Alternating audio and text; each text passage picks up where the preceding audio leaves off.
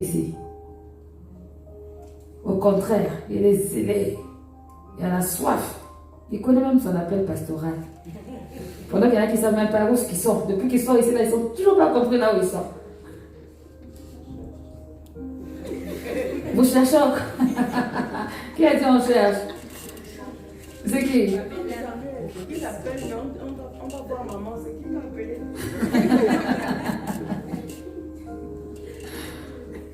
Amen. Est-ce que vous comprenez ce que je dis?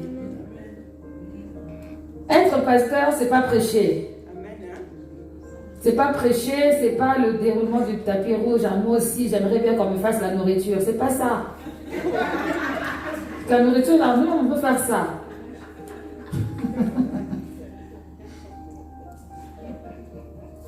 Ah oui, c'est dur. C'est glorifiant spirituellement de la part du Seigneur. Pour moi, c'est le ministère le plus difficile de tous les ministères. Franchement, je me suis même rappelé que Seigneur, quand il disait prophétesse, j'aurais dû accepter même ça. Hé, qui m'avait dit? Parce que être pasteur, c'est un travail ingrat. Je peux rire. Chacun son tour. C'est un travail ingrat. Mais un travail glorifiant, vraiment, quand on aime Dieu. Oui.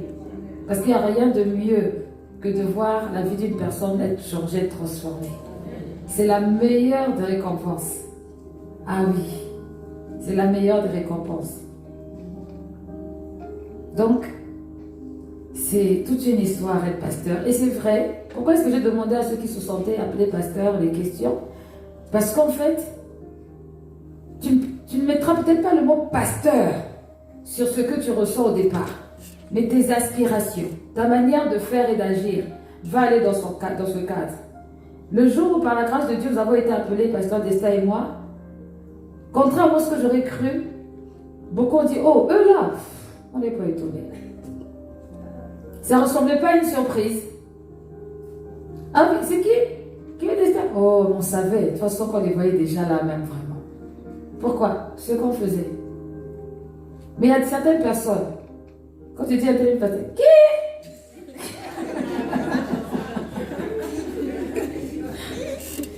Hein? Là, tu vas faire parler la salive, ça va. Hey, aujourd'hui, tout le monde me dit pasteur, vraiment. Tu sens que la personne a la colère dans le cœur parce qu'elle se souvient de tellement de choses que, comme elle n'a pas vécu forcément la transformation, elle est choquée.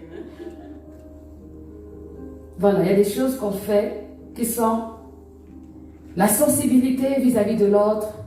Tu ne peux pas avoir l'appel pastoral et ne pas être sensible à quelqu'un qui est dans l'église. Ça, c'est quel genre de pasteur? Tu n'es pas sensible à ceux qui arrivent, que ce soit les nouveaux. Tu n'es pas sensible à celui qui est habillé de façon un peu dérisoire. Tu es, comment dire, individualiste. Tu n'es pas sensible aux femmes qui accouchent, ceux qui sont malades, qui ont des problèmes. Non, ça c'est tout sauf pasteur. Ça c'est tout sauf pasteur. Parce que le pasteur s'oublie. Le pasteur s'oublie, il oublie même sa famille. Oui. Le pasteur s'oublie. Aujourd'hui, je peux dire merci Seigneur parce que les jumeaux ont grandi. Et ils peuvent rester seuls à la maison. Mais il fut un temps où nous tous on venait. Et le lendemain, il y avait école. Et il faut assumer la tâche de Dieu, mais il faut aussi assumer la tâche des enfants. Père ou mère, qu'importe. Toi, tu n'es pas bien, mais quelqu'un qui est en train de pleurer, tu dois réconforter la personne. Tu vas dire, non, tu sais, nous tous on a envie de pleurer aujourd'hui, donc laisse-moi d'abord tranquille. Je finis de pleurer, puis j'arrive. Tu ne veux pas dire ça? Non, non, moi j'ai d'abord mon problème et puis je viendrai pour toi. Non, un bon pasteur ne peut pas faire ça. Tu ne peux pas négliger quelqu'un parce que toi tu as pour toi. Non. Un pasteur doit être impartial. Donc, ce qu'il fait à l'un, il fera aussi à l'autre. Quelles que soient les circonstances. C'est ce qu'on appelle la justice de Dieu, être juste. Si je suis, comment dire, dur avec Nadia, je dois être aussi dur avec Pamela, mais je dois être aussi dur avec Clémentine. Maintenant, le discernement du pasteur saura se comporter avec différents types de brebis par rapport à leur expérience spirituelle, par rapport à leur maturité, merci.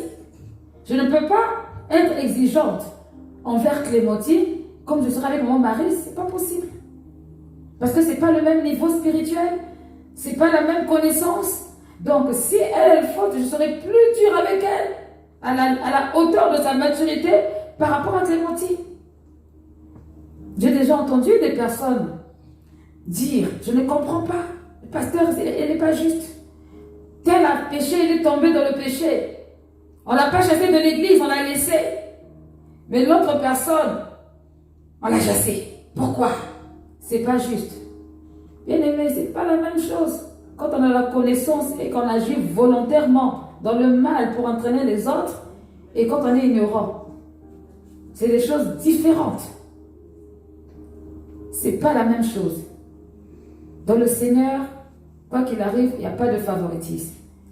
Mais le discernement permet d'adapter les situations. Un pasteur doit savoir s'adapter aux brebis qu'il a. Peut-être qu'avec celui-là, c'est le bâton, l'autre, c'est le bisou. Est-ce que vous comprenez? Amen. Amen. C'est pas facile.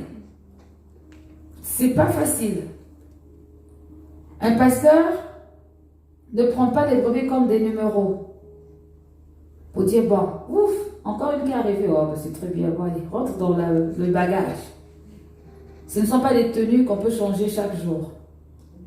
Ce sont des brebis qui ont une destinée et qui doivent arriver à cette destinée sur la base de la mission qui a été confiée par le Seigneur. Et c'est pour cette raison que ça prend le cœur. Ça prend vraiment le cœur. Ça devient une partie intégrante. Un bon pasteur a du mal à faire la séparation entre sa vie de tous les jours et l'église. Parce qu'il a vraiment ça dans son cœur. Quand il se réveille, on ne dit pas, bon là je suis réveillé, je suis plus pasteur. Et puis quand je me réveille après, je suis pasteur. Non, tu es pasteur tout le temps. Tu es pasteur même dans ta maison. Parce que les premiers brebis, c'est ceux qui sont dans ta maison. Ce n'est pas ceux qui sont à l'église. D'abord chez toi-même. Parfois je le dis à mes enfants, je suis votre pasteur. Vous voulez ou pas? Je suis votre pasteur. C'est pas facile, mais ça fait partie de la vie spirituelle. Donc, pour finir avec, pour conclure, la dernière phrase, c'est que c'est conduit par le Saint-Esprit. Et donc, ce pasteur est souvent examiné par les qualifications spirituelles qu'il doit porter en tout temps et en tout lieu. Les pasteurs sont essentiels au plan de Dieu. Ils sont essentiels au plan de Dieu. Je vais un peu vite parce que le temps est déjà avancé. Les pasteurs sont essentiels au plan de Dieu pour l'Église.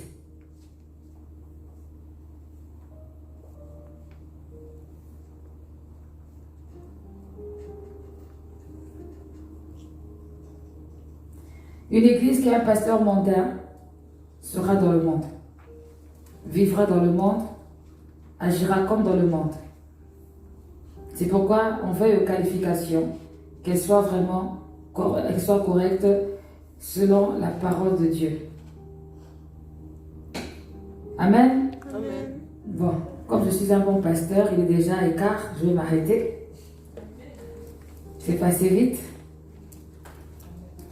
Par la grâce de Dieu, comme je vous ai dit sur le WhatsApp, c'est un enseignement qui va durer au moins 3 semaines, parce qu'il y a beaucoup de choses à dire sur les dons ministériels et sur les dons tout court. Je pense que vous avez eu un extrait pour ceux qui ont été interrogés ce soir. Préparez-vous. Amen, amen. Est-ce que ça va? Ça va. Qui a compris quelque chose ce soir? Amen. Qui a envie d'être pasteur? C'est pas facile. C'est pas facile. De toutes les façons, c'est pas vous qui choisissez. Donc, vous refusez, mais c'est vous qui choisissez. Non, mais je ne crois pas. Donc, on devrait souvent apporter des définitions comme ça, passer le destin, pour que les gens comprennent qu'est-ce que c'est que cette affaire d'appel. Oui, hein? Ah. Dieu est bon, on va se lever, on va prier.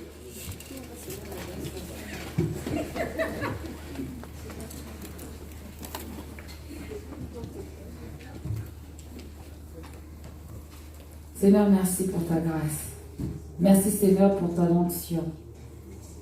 Merci parce que tu nous emmènes dans les hauteurs et dans les lieux élevés.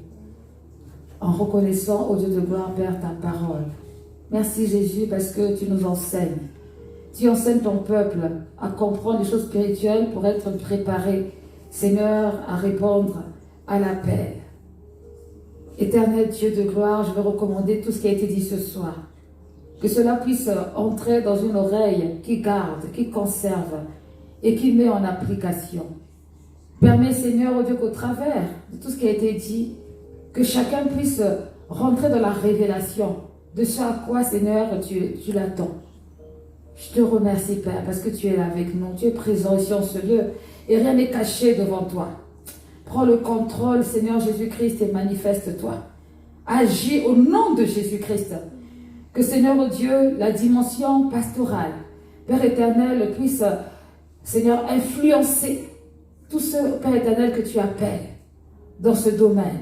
Étends ta main puissante et donne la force, donne la victoire à tout un chacun. Oh Dieu, répands ta grâce et ton esprit. Je te bénis pour tous ceux qui ont suivi l'enseignement ce soir. Bénis-les et ouvre leur entendement spirituel pour savoir là où aller, ce qu'il faut faire, comment agir dans chaque situation. Tu es Dieu et tu es glorieux. Rien n'est caché devant tes yeux. Que ton règne vienne et que ta volonté s'accomplisse. Seigneur, continue à faire ton travail et que ton nom soit glorifié. Que l'accélération divine soit la part de tout un chacun ici en ce lieu. Au nom de Jésus-Christ, nous t'avons ainsi prié et nous disons tous Amen. Amen. Gloire à Dieu et bonne soirée à tout le monde.